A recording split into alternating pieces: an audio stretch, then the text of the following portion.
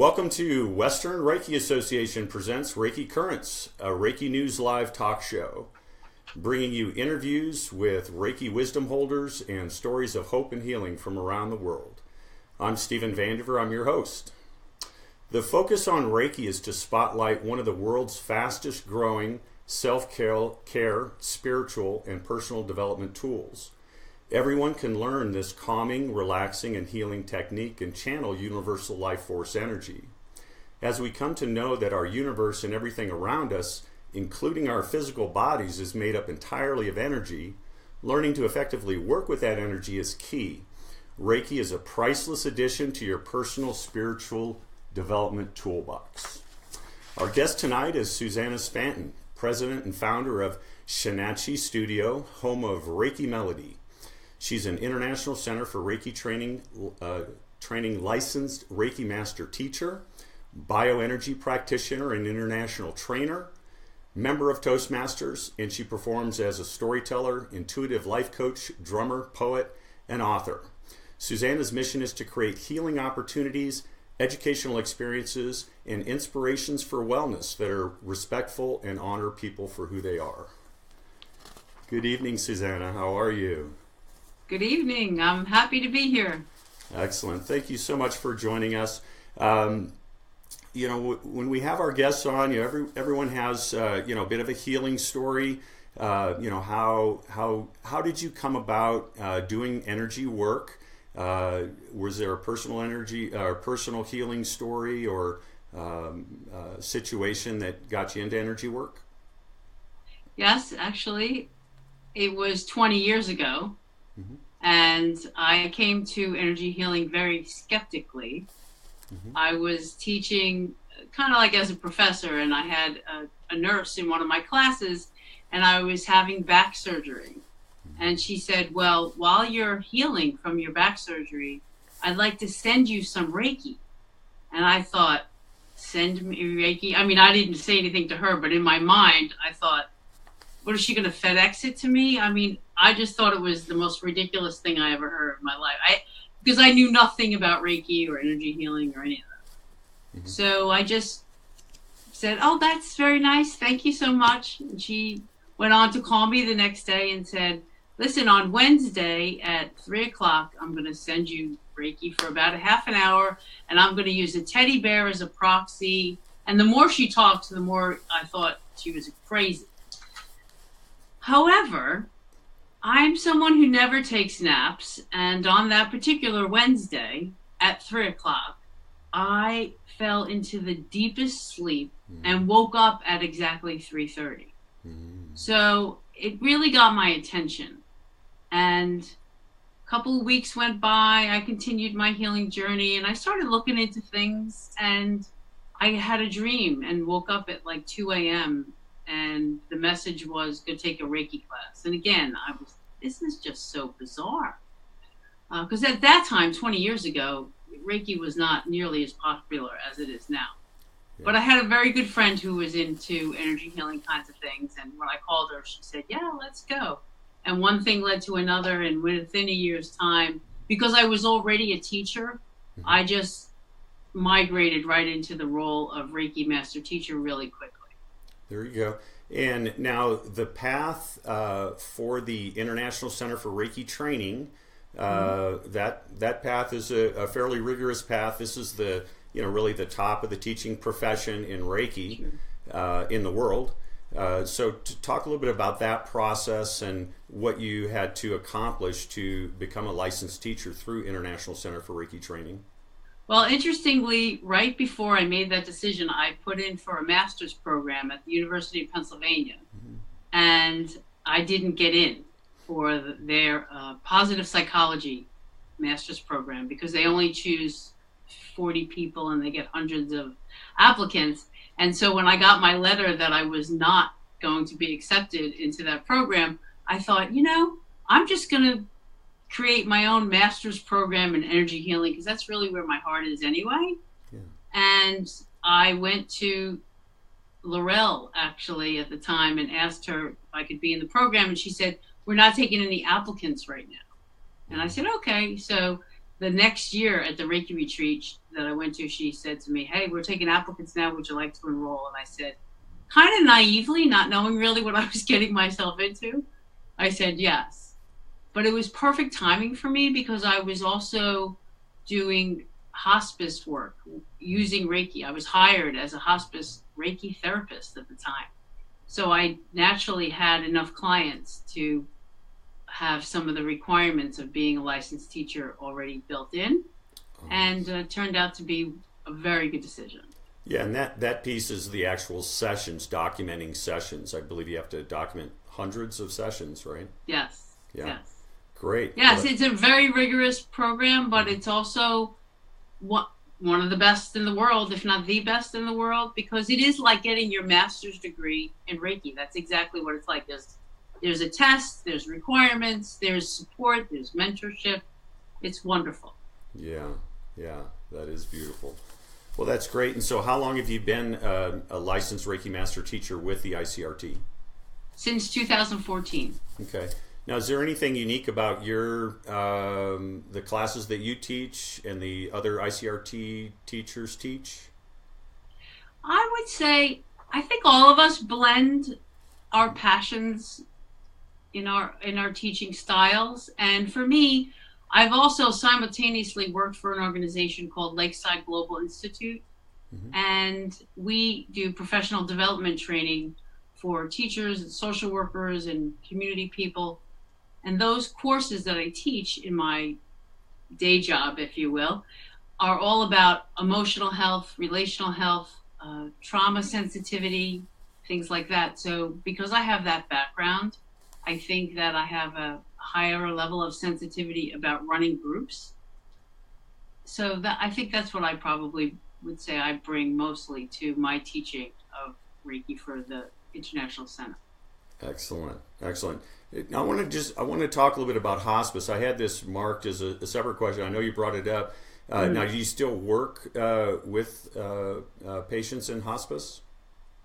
Well, no. What happened was that was in 2010. I got a phone call from a very dear friend of mine who was the spiritual care coordinator at a hospice agency, and he said to me, "Would you like to be a Reiki therapist for our hospice agency? Our new director is very open to the idea."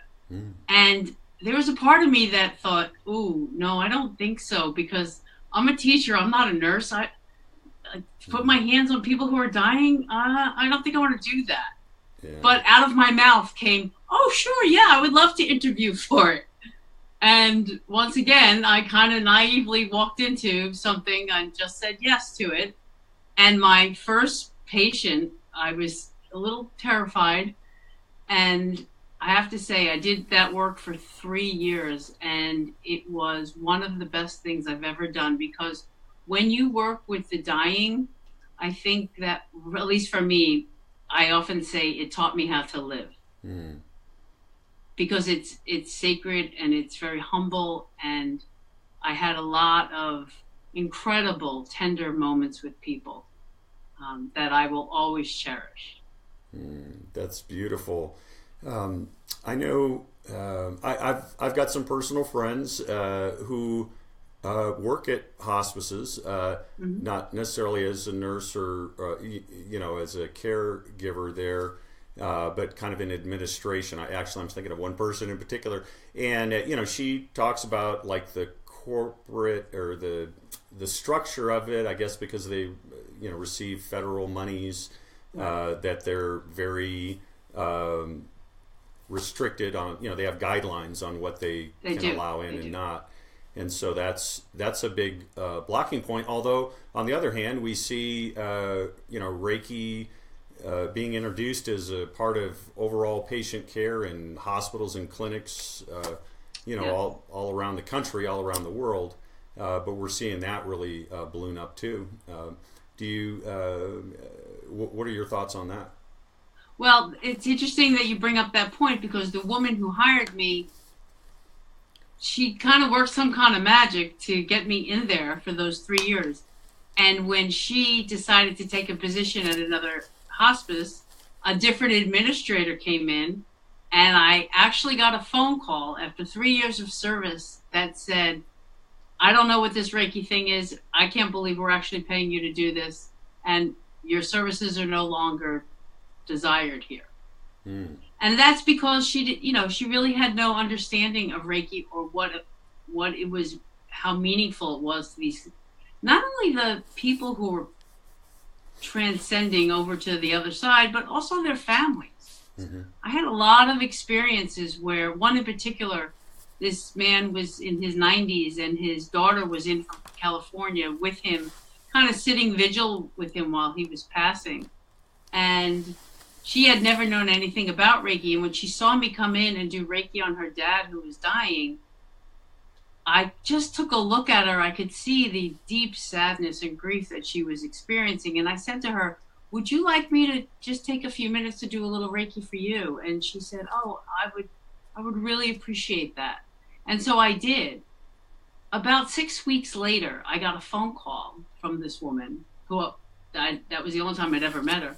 And she said because she watched me administer Reiki to her dad, it allowed for her to be more tender with him. Mm. And it really changed the way that she handled the whole death and dying thing with her father. So there's story after story of how so many people on the administration side, I don't think really have any idea of the impact, because I think if they did have an idea of what the impact could be, there would be different decisions made. The other thing about hospice is that sometimes people haven't lived their lives very nurturing to their families, maybe, and their kids aren't really involved when they're in their late 80s and 90s and they're in facilities and they're alone for all different kinds of reasons.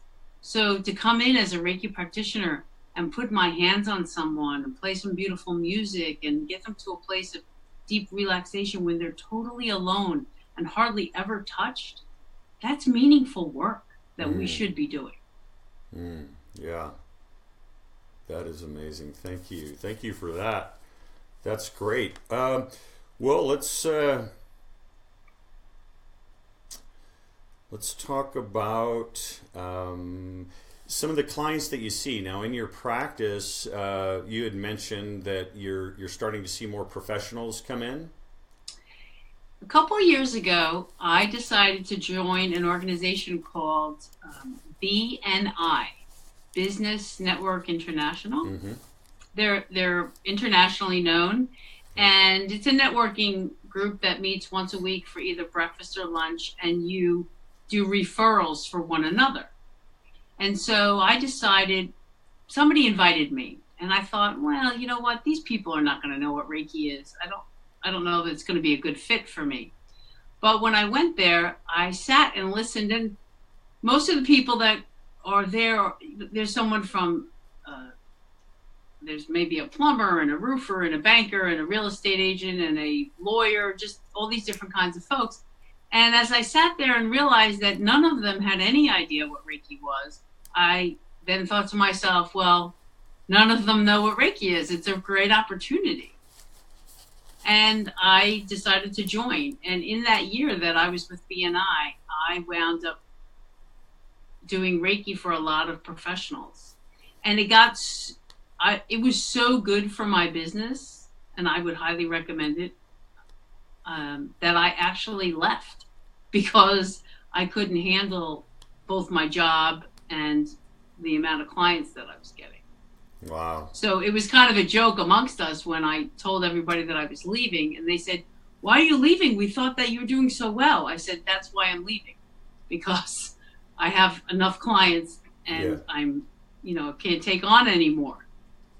So I think that started a path for me to find this niche where people who are in their professional life, they're working really hard, they're juggling all their different roles and responsibilities as either parents or they're taking care of their parents. And this idea that we need to nurture ourselves. So more and more I became the practitioner that a lot of professionals come to. As a matter of fact, for a while, my own doctor, my own physician, was coming to me once a month for an energetic tune-up, if you will. Oh, nice, nice. Yeah. Now, these professionals through BNI, are these folks that you think would have migrated towards, Reiki treatments or Reiki otherwise, or just your presence in the group allowed them to be, have a little bit of an opening to try Yeah, it I out? think it was pretty new for a lot of people. Yeah. And it was, the big thing about energy healing, no matter what kind of energy healing we're talking about, is that we need to educate. Because in our country, we're not used to the same kinds of things as in other countries where you grow up knowing about energy healing. We don't really have that quite yet. So a lot of it, I think, is educating people. There you go. Great. So do you still have a lot of these professionals coming to you then? Oh yeah, that's most of my clientele is, someone who's director of nursing, someone who's a lawyer, all different kinds of folks like that. Excellent. Yeah. Excellent. So I have a little guest that's about to join us. Okay. Might this guest be Bailey? So for 16 years, I had a dog named Kobe, and she was an intricate part of my healing business because I would use her to demonstrate how to do Reiki on pets, and she was just quite the intuitive, regal type of dog. And she passed away in December after 16 years. And after a long conversation, yeah, I know it was very hard, but it was also beautiful because we had a beautiful hospice experience. But with some real thought and conversation with my family, we decided that we need to get ourselves a puppy. So we have a puppy named Bailey, and she's going to come on in and say hello just for a brief moment because she is a puppy. She even has her own Instagram account now because she's so adorable. We'll have to post that for everyone. Yeah. And we're calling her Bailey, the bioenergy pup. Nice. Because we'll talk in a minute about, some of the things I do in something else called bioenergy, which is another area that really needs education for people because nobody really has an idea of what bioenergy is about. So Bailey's going to help me educate people, not only in Reiki, but also in bioenergy. So come on in, Bailey. Come here, pretty girl. See Bailey. All right, ready? You're going to come up here and you're going to say hello. Hi, Bailey. This is Bailey. Oh, she's beautiful. Yeah, and she's great. She's a great dog. We're going to be training her as an emotional support dog. Nice. And she has really big paws, so she's going to be a really big girl. Yeah, she looks like she's getting big. How old is she? She's only 13 weeks. Wow. Yeah. Okay. So stock up on that food. She's doing really well already with her training. So we're going to be taking her to all kinds of classes, and she's going to have to pass some tests. But our plan is to do a little bit of a combination of doggy therapy for maybe some kids at like the Ronald McDonald House, and then possibly couple that with Reiki. Yes.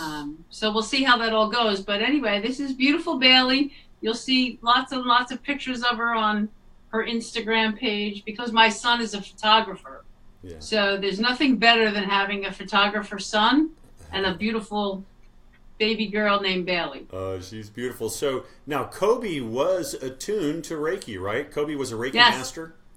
Yes, that is very true. I thought, people had talked about that, and I thought, I never even considered doing that. And at that time, Kobe was probably already about 13 years old. And so she was very receptive. Mm-hmm. And I'm just starting to experiment with Bailey. Definitely have done some Reiki on her. And I'm going to let her go now because she's ready. Okay. There you go, Belle. So I'm just getting started with her. Right now we're doing sit and stay and all those things and a little Reiki on the side. Little Reiki on the side. And then the attunements for Bailey will come some point in the future. Yeah, when I feel the timing is right and she can be, at that place where she's ready for it. She's getting used to us. I mean, we've only had it for a couple weeks, so. Okay, yeah. Yeah. Well, that's tremendous. Well, you mentioned this bioenergy, and I just have to say, when I hear bioenergy, I've heard that term, but this is actually a specific healing technique that you're referring Yes. to, the bioenergy work. Could you talk about that, please? Sure. And it's funny because these things happened simultaneously somehow to me when I had that idea of, oh, I'll just create a master's program for myself in energy healing. How did that come about? Okay, so I was in California for training in coaching, life coaching, with Denise Lynn. She does a program called Soul Coaching, actually. It's quite fabulous. And I met a woman, and I did Reiki for her, and she said, well, I'll do a bioenergy treatment for you. And I said, I'm sorry, what did you say? And she said, yes, for me. And it's almost like the practitioner is dancing around the body. There's a lot of, it's almost like a combination of martial arts and dancing around the person. It's quite interesting to watch. Mm. And it was very impactful for me, very relaxing. And I just thought it was beautiful because I love dance and I love energy. And so it was a very good fit. Well, I come home and I started thinking, I should really look into that bioenergy thing. And I thought, I'm doing Reiki. That's enough. Anyway, I wound up, one of those things that just won't go away. Mm-hmm. So I did some research and I found this gentleman by the name of Michael Dalton who was teaching it in Vancouver, Canada. And Michael was from Ireland, and I love Ireland. I go almost every year to Ireland, and everything about Ireland I love. So I decided once again to be adventurous, and I took a trip to Seattle and went up the coast on an Amtrak train to Vancouver and did his level 1 class and completely fell in love with the philosophy of bioenergy healing, with the class. There's a lot of parts in that class that are very philosophically aligned for me because in bioenergy healing, we talk a lot about how is the practitioner continuing to grow and heal themselves so that if they're going to stand in the responsibility of helping lead and facilitate healing for others, mm-hmm. that we really need to look at ourselves as well. And I really resonated with that. So once again, I decided to take the level 2 and the level 3, and then eventually the international trainer class, which was in Costa Rica, which was quite fantastic. Wow, that sounds amazing. I'd love to go there and take some training. Maybe take some training. Let's do some Reiki training there, right? Yeah, it's a beautiful place. Yeah. Beautiful place. Well, great. Well, so that's mm-hmm. my bioenergy journey. That's how it happened. And mm-hmm. when clients come to me for healing, I offer either one of those, either Reiki or bioenergy, and it's a combination of my maybe recommendation to people depending upon what they're coming for and or their interest. Because bioenergy is done once a day for 4 days in a row or once a week for 4 weeks. So it's a series of treatments. Mm. And there's a very specific detox, kind of like a bell curve almost, mm-hmm. in that series. Okay. And then how is it, I mean, it's similar to Reiki. You're working with energy. Mm-hmm. As a practitioner of both Reiki and bioenergy, can you kind of describe the differences of these two tools? Sure. Well, I would say that they're cousins. I mean, when we think about energy healing, there's a lot of different beautiful modalities. There's essential oils and acupuncture, and the list is fabulous when we think about all the different tools that we can use for healing. And when I think about, it's an interesting position that I'm in because a lot of people who do Reiki and that's their full-time kind of focus do just Reiki. And then there are bioenergy practitioners that only do bioenergy. So I feel very fortunate to have learned from some incredible teachers and be a practitioner and a trainer of both of those modalities. So I sit in a very wonderful place in that regard. But I think the difference, one of the things about Reiki that I find incredibly fascinating and beneficial to people is that when you do a Reiki session on somebody, it allows the body to go to such a deep place of relaxation that the body can heal itself. The body is capable of great healing, particularly when it has the opportunity to really go deeply into relaxation. Mm-hmm. And Reiki is very good at that. On the bioenergy side, as I said, it's kind of like a bell curve. In the beginning of, if you have 4 sessions, the first session you're really kind of connecting with that outer bioenergy field. And as you get into sessions 2 and 3, you're moving stuck energy around. So because oftentimes people will stuff different things, maybe unprocessed memories or feelings or things they've been through where they didn't give themselves time to grieve. And just in bioenergy, it really concentrates on the 7 chakras. And so you're clearing each one of those chakras. And so people have a sense of feeling lighter. And there's a lot of education that goes into those 4 sessions as well. You're talking with the client, trying to find out, are there particular things that are getting in their way? When did things start to go a certain way for them?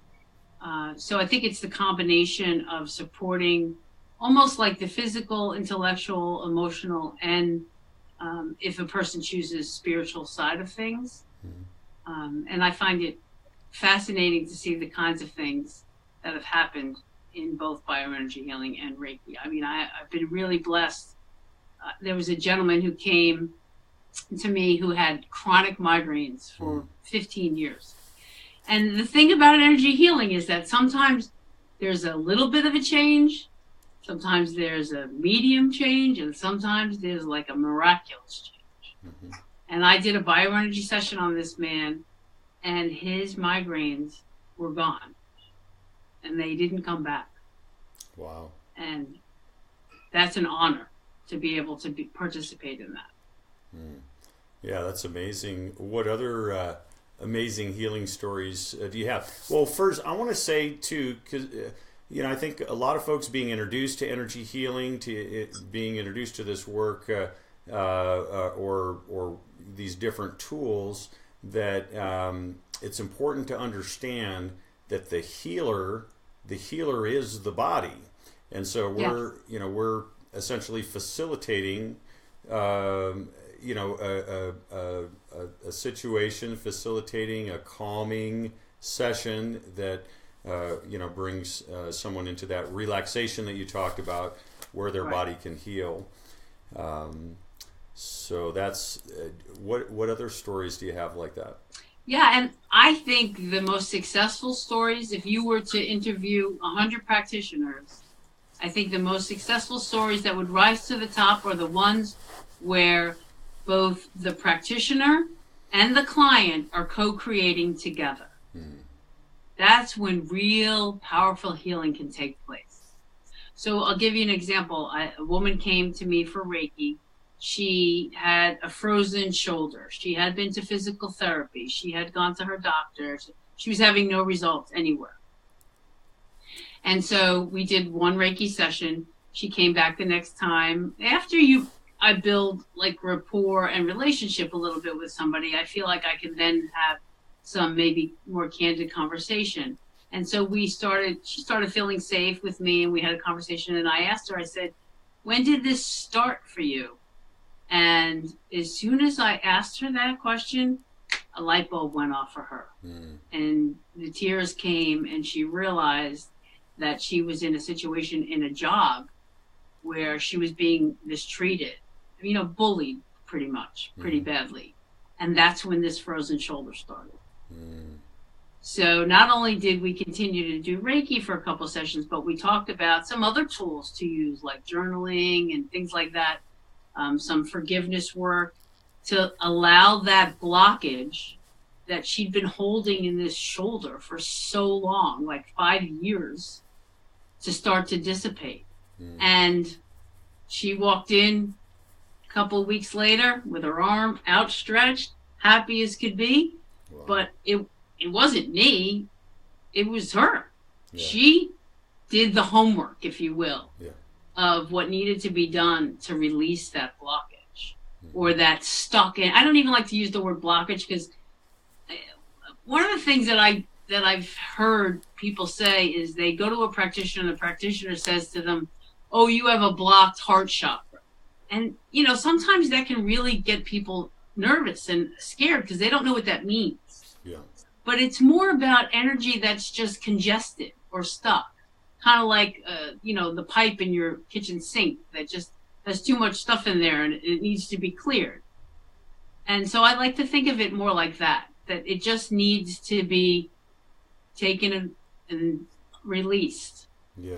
And that's what happened for her. And so that's what I mean by saying I have found that the best or the most successful healing takes place when there's a co-creation between client and practitioner. Absolutely. Very nice. Well, now, what sort of events or workshops do you have coming up? Well, I'm very excited that this year is the first time ever that I'm doing a health expo. So in the last weekend of April, we have a health expo here in Oaks, Pennsylvania. And I'm going 150%. I got a booth. I'm going to be presenting. I'll be there Friday, Saturday, and Sunday. I'll miss Bailey because she can't come with me. But I'm really excited about that. And I'll be featuring mostly bioenergy healing because I think that I feel pretty strongly that, especially in my area, in the geography in which I live in, people don't have any idea what that's about. And I'm doing a bioenergy class in June. And so I want to be able to allow people to know what it's all about in case people might be interested to take the class in June. On the Reiki side of things, I pretty much teach a Reiki class, I would say primarily every other month. So, and I take the month of February off because our weather is so unpredictable. Yeah. So my next Reiki class is in March. Okay. And I teach all of them. I teach Reiki 1 and 2. I teach the master class, which is 3 days long. And I also teach the Karuna class, which is 3 days long. There you go. Now, talk a little bit about these health fairs. I know we have one that, an annual event here.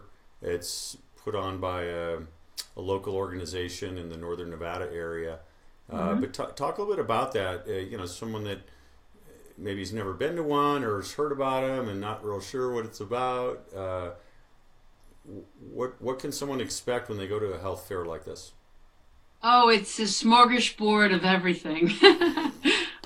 They're a lot of fun because when you think about how delightful it is to go somewhere where there's a bunch of people all there participating in wanting to provide healing or learn about healing.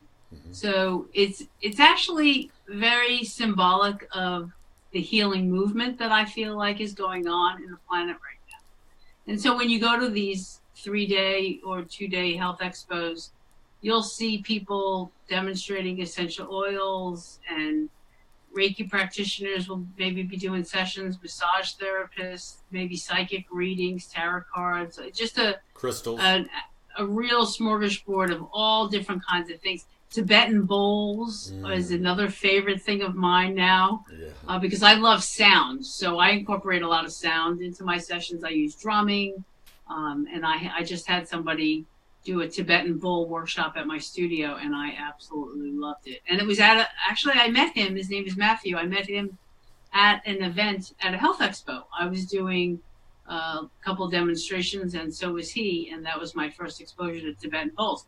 So you might come across something that you'd never even experienced before at these expos, and that's delightful. Yeah, that's excellent. So talk a bit about how you use sound in your treatments. Now, do you use this both with the Reiki treatments and bioenergy treatments? I do. I think that drumming is an amazing tool. I have this theory. I don't have any idea if it's true or not. It's just my personal theory, that our cells vibrate at a certain frequency. And I just feel that when you use a drum, so a person's on the massage table, I do a Reiki session, and then towards the end, I do some drumming above them. Actually, Michael Baird is very gifted at Reiki drumming from Sedona, Arizona. And I learned from him, as a matter of fact. Thank you, Michael. And I've incorporated it ever since. And people love it. I mean, I have people who want me to start with the drum and end with the drum, like a drum sandwich. They love it.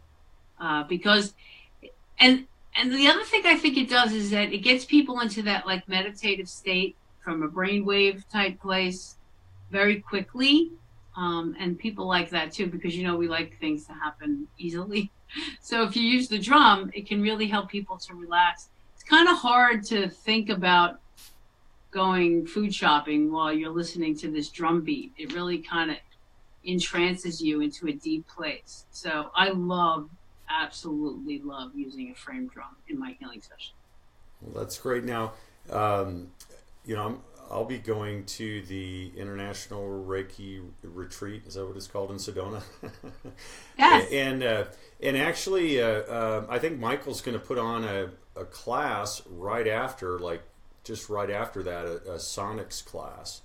And so I was thinking about taking that. I know a few other folks that, we went to Karama together, and then they're going there, and they specifically asked about that, while they're there. He's a great teacher. Great teacher. Yeah, so that's great. But for now, I really don't know what that's about. Can you describe how do you use multiple drums, or are you drumming yourself, or are you using a recording? I'm drumming myself. I use a hand drum with a mallet, so like a frame drum. Mm-hmm. And here's a kind of a funny story. When I was in California, the story I was telling before, from Denise Lynn has a Native American friend who makes drums from elk skin. Mm. And so I decided to get one, and I brought it home, and I had it wrapped in a piece of beautiful material in a bag. And I went out, and when I came back, my dog at the time, Kobe, unwrapped it and ate the rawhide pieces on the back side of my $250 drum that I had just bought. So I sent a picture to Denise and said, this is what happened to my drum. I was upset about it. Is there anything I can do?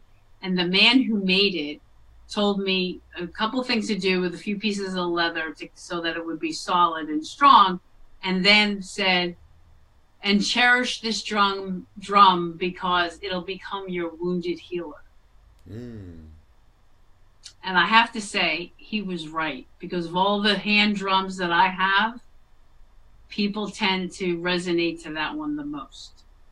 Do you have a selection of drums that, someone will pick out, say? I do, okay. Yeah, because the thing about drums is that, you can either have a synthetic drum, like the Buffalo Remo drums, they're called, mm-hmm. Which are, man-made material, or you can have animal hide drums.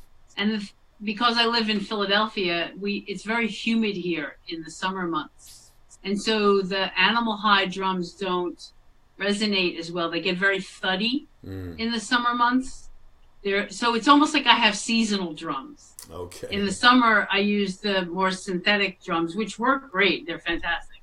And then in the winter, I use the animal skin. Yeah, I forgot how... humid it is in that area of the world during the summer months, for sure. Yes, very. So it's kind of neat, though, because I love Native American tradition, and I love the idea of using tools almost, in a very seasonal kind of way, like the Four Directions. Mm. So that works really nicely for me. But as I said, people love the way the drum... It's a nice way to seal a session. So you've done this Reiki session, there's about 10 minutes left, and then I just pick up the drum, and I just drum for like 5 to 7 minutes. And it's kind of a joke sometimes with my clients and I is that I get them a nice cold glass of water when they're done, because it's almost like they're a little disoriented. They're high on Reiki and drumming before they have to get their feet back on the ground so they can drive home. Yeah, ground a little bit. So now you've got a radio. Is it a radio show, Hope 310? Yes. So there's a gentleman by the name of Scott. I don't know his last name actually, but anyway, I came across this man's internet radio show called Artists First Radio. Mm-hmm. And when your name is out on Google as a Reiki practitioner or a Reiki teacher, sometimes you start getting a lot of solicitation from all these different internet radio shows. Mm-hmm. And they'll ask you to be interviewed. And then once you do your interview, then they're soliciting you to have your own show. And a lot of times it's very expensive to do that.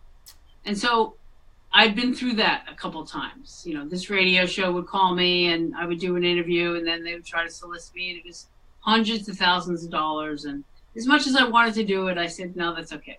So this particular gentleman is really into the artistry of both music, authors, and practitioners, all different kinds. So he put together a radio show called Artists First, and he lives by that philosophy. And it's very, very reasonable in terms of cost. Under $100 to have per month to have this radio show. Nice. So I decided, you know what? I've always wanted to do this, so I'm going to do it. And I did a pilot show in November, which was just me talking like I am now about my journey. But in January, I started having guests. And my first guest in January was Pam McMahon. And that is one of the musicians that plays at the Reiki retreats, Pam and Dawn. Okay? So Pam, who's a dear friend of mine, she actually was the person who married my husband and I. She came on the show and talked because she is a very talented breath worker. Mm. And the whole premise of the show, it is called Hope 310, is to bring different guests on each month that will talk about tools to put in your tool belt to take good care of yourself, because that's what we all need to do. And so I want to highlight different people that are doing different things and just things that they're doing for themselves to create a very solid tool belt. And so Pam came on and talked about breath work, and it was a wonderful show because it's Pam and she's super fantastic. And then my son Dan was the other guest, and so I had Pam, who is a woman who is in her more mature years, and then this young man of 27 talking about his journey into becoming involved in Reiki and so on and so forth. So that was a fabulous show. And then on February's show, I had a woman by the name of Michelle, and we talked a lot about the tool of active listening and how important it can be in relationships.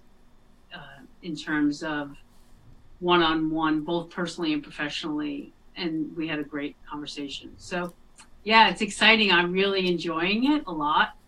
Mm-hmm. Now, what sort of work do you have to do to get your guests lined up? I usually send them a couple of questions of discussion that we'll talk about, but it's pretty free-flowing, kind of like this is, really. Mm-hmm. I brainstormed a list of people, mm-hmm. and so far everyone's been very open and willing to come on and just have a conversation about what they love and what they're passionate about. Very nice, very nice. Now, what is HOPE? Is an acronym, isn't it? It is, yes. It means holistic opportunities for personal enrichment. Mm. So that really is a nice way of saying that it's my mission. I want to provide holistic opportunities for people's personal enrichment. There you go. And then the number 310 is for sentimental reasons, because my parents address when I was growing up was, my address was 310, and my parents were the kind of people that you could go to if you were tired, if you were hungry, if you were drunk, if you needed somebody to listen, you went to 310. So it kind of became a number that was famous in our family. Oh, wow. That's beautiful. That's beautiful. Yeah. So let's talk a little bit about pet Reiki. I know, we had Bailey in and we talked a little bit about Kobe. But, pet Reiki is, Reiki on pets is something that's important to you. Talk a little about that. Yes, I've had some wonderful experiences working with animals. There was a couple, if you go on YouTube and you put my name in, you'll see me doing bioenergy on Kobe, my dog, and also on a horse.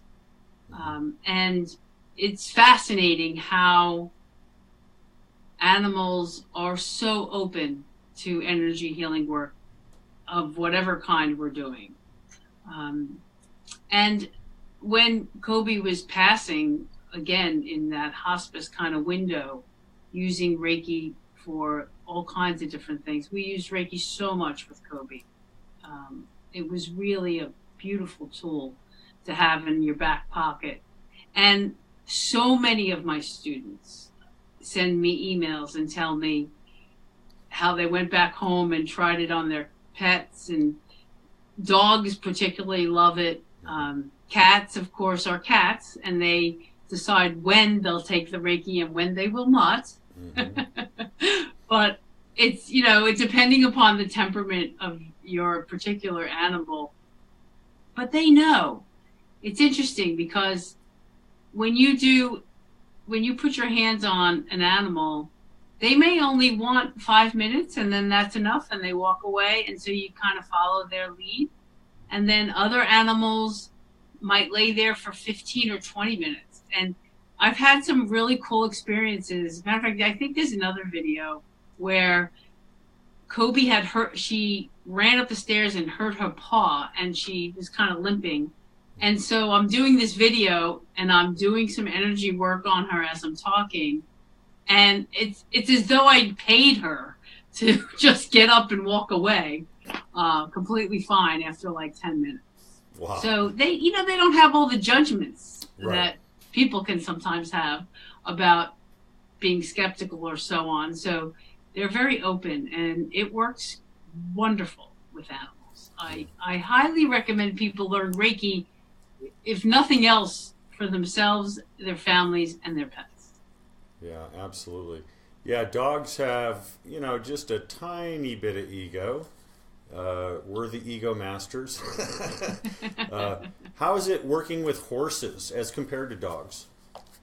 Well, one of my first mistakes was not watching where my feet were, because you have to be very careful. That's a big animal. Right. And when they start to get relaxed, they might step right on you if you're not careful. But the particular horse that I got to work on was one that was skittish. And interestingly, if you read a lot of literature about working with horses and healing, a lot of times they need to be acknowledged for some of the things that they've been through. Because let's face it, the life of a horse is best lived with their friends in a pasture. Mm-hmm. And that's not always what happens for them. Right. And so I think there's a lot of emotional kinds of suffering that go on for horses. And some of the best animal practitioners that I know talk about acknowledging those kinds of feelings. One woman told a story in a book that I was reading about this horse that had been a racehorse. And so while she was doing the Reiki, she would whisper in this horse's ear and just acknowledge how tough life had been in a stall by himself and so on and so forth. So just really getting attuned to what an animal has been through and acknowledging that, just like how it would work with a person. It's true. They have more in common with us than we think, I think, sometimes. Have you ever attuned a horse? I have not. No, but I know There are a lot of articles in that Reiki News magazine about people who have. Yeah, I was reading about that in one where the teacher, I'm sure she's an LMRT teacher, was talking about her healing crisis and how her horse, who she attuned with to a master level with Reiki, actually was giving her Reiki treatments. Yeah, yeah. People have had some amazing, amazing, miraculous even experiences with their animals. And horses they're pretty special beings, really. Mm-hmm. They have a knowing that is quite intuitive. They really are spirit animals. Yeah, that's beautiful. So, well, great. So, what else have you got going on there, Susanna?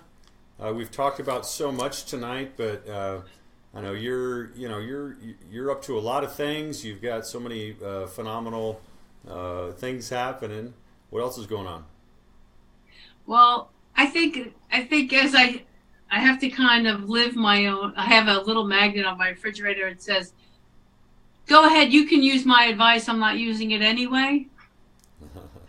And so I like to kid around and say that it's important to use the advice that we stand for. So I make sure that I'm doing my own self-care. If I'm out there encouraging everybody else to have a strong tool belt filled with different things to take care of themselves, I feel like I need to walk that walk myself and model that for people. Because in my job, I'm a supervisor, and so I have staff people that I consistently encourage to take care of themselves as well.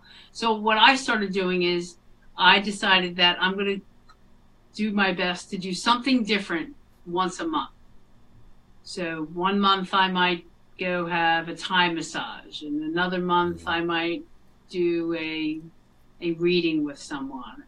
Another month I went and had a Tibetan bowl experience where you lay on a mat and the practitioner plays like 16 Tibetan bowls around you, and it's like a sound chamber bath. That was amazing.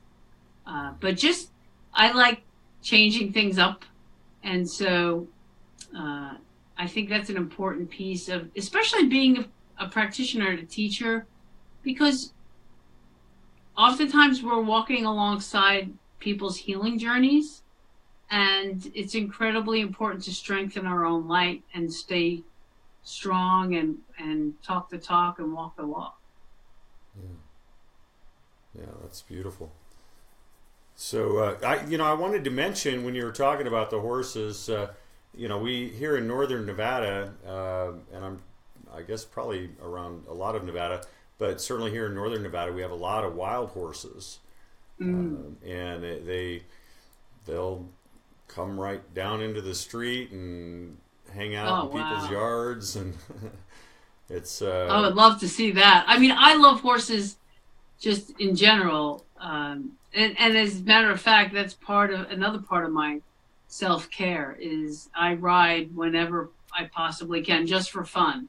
And when my husband and I vacation, one of the places that we make sure that when we go to Ireland, there is a gentleman and his wife. They have a small horseback riding facility that is where they take you on the beach.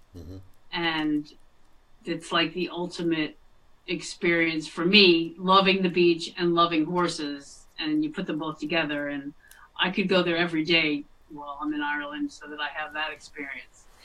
And I think it's important for people to kind of brainstorm for themselves what activities, give you that kind of thrill or the kind of passion. There's a wonderful line in Buddhism that says, passion unexpressed becomes suffering. And I totally agree with that. I think that we need to take responsibility to figure out what excites us and makes us feel joyful and passionate, and then we can really experience great happiness. It reminds me of when I lived here in northern Nevada back in the mid 80s. Me and a bunch of friends used to go to this place up near the lake, up near Lake Tahoe, and go horseback riding. And it was just beautiful, just horseback riding through the Toyobi forest and crossing over creeks. And, we went so often that it was, they would have a leader and you basically follow the leader. Right. But we went so much that when we'd show up, they'd say, "Oh, okay, here, you guys go. We'll see you later." They'd just let us go, and it was awesome. Yeah, when I was in Sedona, there was a woman who uses horses to help people heal different issues, and I was just really curious about visiting with her. And it was fantastic. She said, "Is there something that you've always wanted to do with a horse and you've never had the opportunity?" And I said, "I've always wanted to ride a horse bareback and never had the chance." And because it was an enclosure, I felt safe enough to try it. And that was a great experience. I mean, horses, they're really wise beings. Yeah. And often, they use horses with kids that have, like handicap issues. Sometimes they use horses in PTSD situations. There's many a way that horses can help humans heal. Not only humans helping horses to heal, but vice versa. Yeah, absolutely. Yeah. So I want to learn a little bit more about that. So, what's the weather like there now? What we're here in February, you say the weather can be kind of unpredictable. What are you experiencing in Pennsylvania these days? It's crazy warm. I usually don't schedule classes in February because I worry that I'd have to cancel them because of ice and snow and blizzards. Because I would say February is our month where we have very unpredictable winter weather. But not this year. It's been we had some really cold weather in January. Actually came early this year. It's almost like our late November, December was kind of snowy here and there. And now it's almost like spring is starting to come into the air already. But I love all the seasons, so that's why I'm a good East Coast type person. Plus, in Philadelphia, the Eagles just won the Super Bowl for the first time ever. So there's been a lot of celebration here. That is true. Yeah, that's super exciting. I saw the last half of that game. It was a pretty amazing game, I must say. It was absolutely amazing. Absolutely amazing. Yeah, so congratulations for that. Yeah, thanks. Yeah. Hey, I'm actually a North Jersey girl, but I've become an Eagles fan because my kids would really be mad at me if I wasn't. Right. What were you supposed to be? What a Giants fan. Giants fan, yeah. Okay, I was going to say that's it. I grew up a Giants fan. Yeah, I was going to say Giants or Jets, right?